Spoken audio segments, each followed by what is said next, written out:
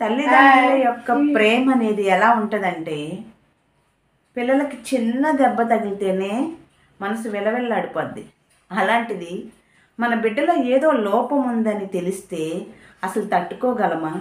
అసలు అంగీకరిస్తుందా మనసు అనేది?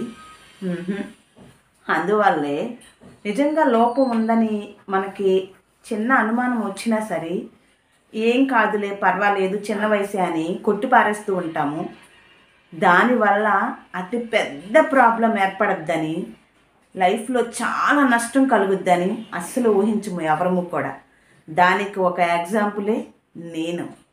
అయితే ఏంటో తెలుసుకుందామా? పదండి. హాయ్ వీడియోలో welcome back to my channel అమ్మ పాఠాలు.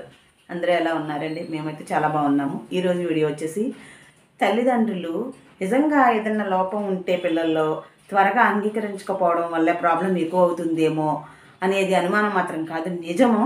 ఈ నిజం ఏంటి అనేది నేను ఇవాళ వీడియో ద్వారా చెప్పాలనుకుంటున్నాను. సో ఫస్ట్ నా స్టోరీనే చెప్తానండి. మా సోని పుట్టినప్పుడు బాగానే ఉంది, 2.5 kgs ఉంది, బాగానే ఉంది, ఏడ్చింది, అంతా బాగానే ఉంది. మేనరకమే కానీ చాలామందికి మేనరకాల్లో కూడా పిల్లలు బాగుంటారు, అంతా బాగుంటుంది కదా. అంతా బాగుంది కాబట్టి ఏ అనుమానం రాలేదు. అయితే జాండీస్ వచ్చిందండి పాపకి. అంటే 2 years అప్పుడు జాండీస్ వచ్చినాయి. అవి కూడా ఒక 2-3 days తర్వాత మేము వెంటనే గుర్తించాము, హాస్పిటల్ చూపించాం. సో నార్మల్ అయిపోయింది, తగ్గిపోయింది. అంటే మనకు అనిపిస్తుంది ఇప్పుడు, అప్పుడు ఏ డౌట్లు రావు, ఇప్పుడు అనిపిస్తుంది. 1.5 yearకి పాప సరిగ్గా నడవకపోవడం వల్ల, సరిగ్గా మాట రాకపోవడం వల్ల హాస్పిటల్కి తీసుకెళ్ళామన్నమాట. సో అప్పుడు డాక్టర్ గారు చెక్ చేసి చెప్పారు. కానీ అశ్రద్ధ అయితే చేసాము. స్టార్టింగ్లో మా అశ్రద్ధ వల్లే అలా లేట్ వల్ల దానికి 5 years వచ్చిన తర్వాత మాకు తెలిసింది. అంటే ఇంకా ముందే చేయిస్తే బాగుండేది, ఇంకా బెటర్ చేంజ్ వచ్చేది, ఇంకా ఇది అయ్యేది అనేది మాకు తెలిసిన వాటిలో పొరపాటు అంటారు చూసారా, చాలామంది చేసే తప్పండి ఇది. మన కుటుంబ సభ్యులలో ఎవరికో ఒకరికి మాట లేటుగా వచ్చిందని, నడక లేటుగా వచ్చిందని అనేక కారణాలు మనకి పెద్దవాళ్ళు చెప్తూ ఉంటారు. అవి పట్టుకుని మనము అశ్రద్ధ చేసేస్తాము. చిన్న వయసులో మనకు అనుమానం కలిగినా సరే మన అశ్రద్ధ వల్ల మనం చేసే పొరపాటు ఎంత పెద్ద తప్పు అనేది మనకు తర్వాత అర్థమవుద్ది. నిజంగా చెప్తున్నాను. కొంచెం ముందే తీసుకెళ్తే, ఇంకా 3 సంవత్సరాలకు ముందే తీసుకెళ్తే చక్కగా చేంజ్ వస్తే మన స్కూల్లో జాయిన్ చేసుకోవచ్చు. 3 సంవత్సరాలు దాటి అసలు 4-5 సంవత్సరాల వరకు మనము నిజంగా అనుమానం వచ్చినా తీసుకెళ్ళము. ఒకటి, పిల్లలో బాబులో ఏదో లోపం ఉందని అందరికి తెలిసిపోద్దని ఒక భయం, లేదు మన అనుమానం ఏమో ఇది అనేది. డాక్టర్ దగ్గరికి తీసుకెళ్ళి చూపించుకున్నంత మాత్రాన ఏమైపోద్ది? ఏమవుద్ది? మనం అనుమానం ఉంటే క్లియర్ అవుద్ది కదా. లేకపోతే ఏదైనా ప్రాబ్లం ఉంటే వాళ్ళు ఏదైనా సజెస్ట్ చేస్తారు కదా. పోనీ అబ్బే అసలు కదలము. ఎవరో కాదండి, నేనైనా ఇంకా ఫస్ట్ స్టార్టింగ్లో ఈ ఆటిజం పిల్లల యొక్క పేరెంట్స్ చేసే తప్పు అనమాట. 3 years అప్పుడు మనం స్కూల్లో జాయిన్ చేసుకోవాలి. కానీ అప్పుడు వీళ్ళకి మాటలు సరిగ్గా రావు, సరిగ్గా ఏది బిహేవియర్ సరిగ్గా ఉండదు. అప్పుడు స్టార్ట్ చేస్తాము ఫిజియోథెరపీ కానీ థెరపీస్ లాంటివి. 1.5 year పైన, 2 years దాటితే కానీ కొంచెం ఏదో చేంజ్ రాదు. అప్పుడు 5 years అయిపోద్ది. 5 years తర్వాత చేంజ్ వస్తూ ఉంటుంది. నార్మల్ స్కూల్లో జాయిన్ చేయలేము, మామూలు వేరే ఏదో స్కూల్లో జాయిన్ చేయాలి. లేదు అంటే స్పెషల్ స్కూల్స్ ఉంటాయి కదా, స్పెషల్గా ఉండే స్కూల్స్లో జాయిన్ చేయాలి. అక్కడ కూడా వెంటనే చేంజ్ వస్తుందా అంటే రాదు. ఆ ఏజ్ అనేది చూసారా, చిన్న వయసులో చేస్తే ఎంత చేంజ్ ఉంటుందో, లేదు అనుకుంటే ఆలస్యం ఏజ్ పెరిగిపోద్ది అనమాట. ఆ ఏజ్ పెరిగిపోయే కొద్దికి మన చేతుల్లో ఉండదు సమస్య అనేది, మనం హ్యాండిల్ చేయలేము. అలాగే ఆటిజం తల్లిదండ్రులు చాలామంది పొరపాటు చేస్తున్నారు. బాగా మనం కంట్రోల్ చేయగలుగుతాము, మనం చెప్తే వీళ్ళు అర్థం చేసుకుంటున్నారు అనుకున్నప్పుడు మాత్రమే ఇంకా ఇతర ఏవైనా యాక్టివిటీస్ నేర్పించడానికి అవకాశం ఉంటుంది. లేకపోతే చాలా ఇబ్బంది.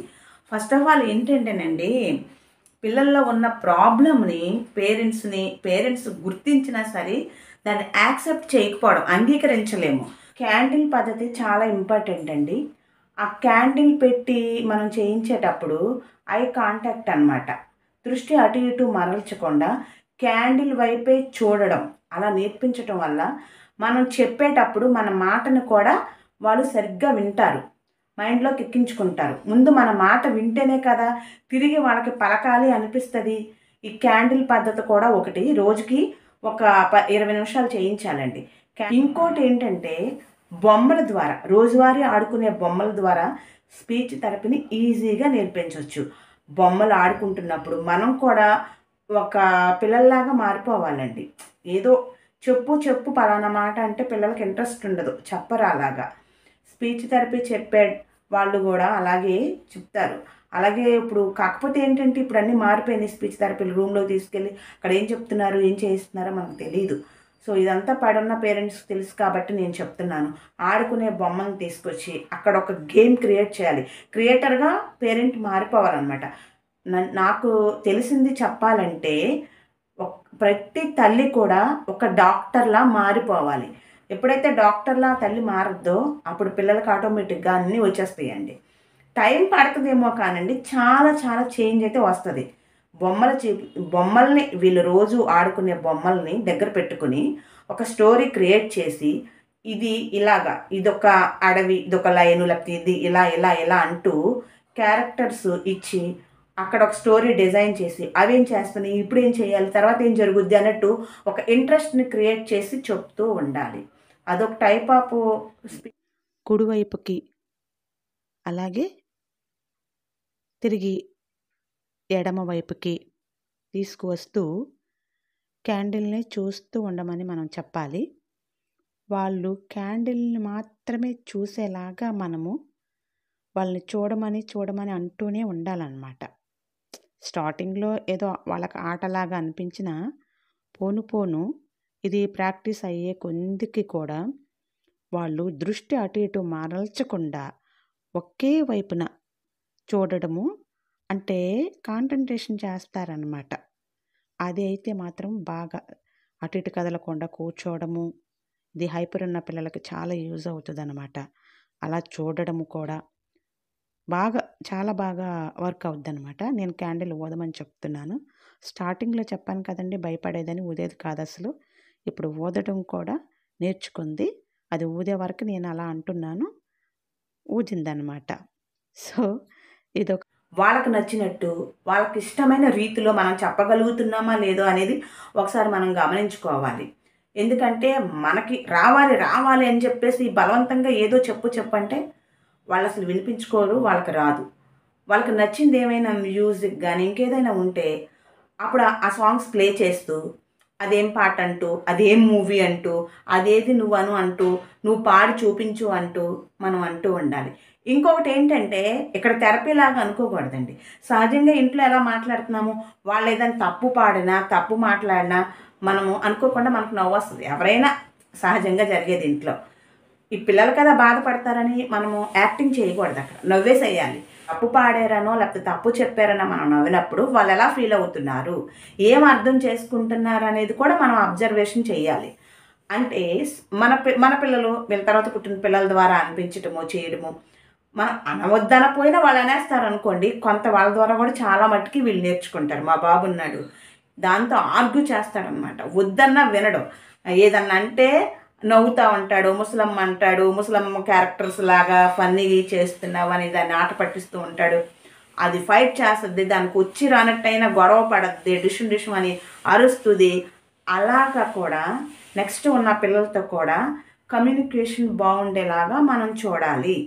అప్పుడే పిల్లలకి బాగా త్వరగా నేర్చుకునే అవకాశం ఉంటుందన్నమాట. తను నవ్వుతుందంటే ఈ పిల్లలకి ఇక్కడ ఏది ఉంటుందో ఇక్కడి నుంచి అదే వస్తుందండి. పిల్లలకి అబద్ధం ఆడడం అస్సలు తెలియదు.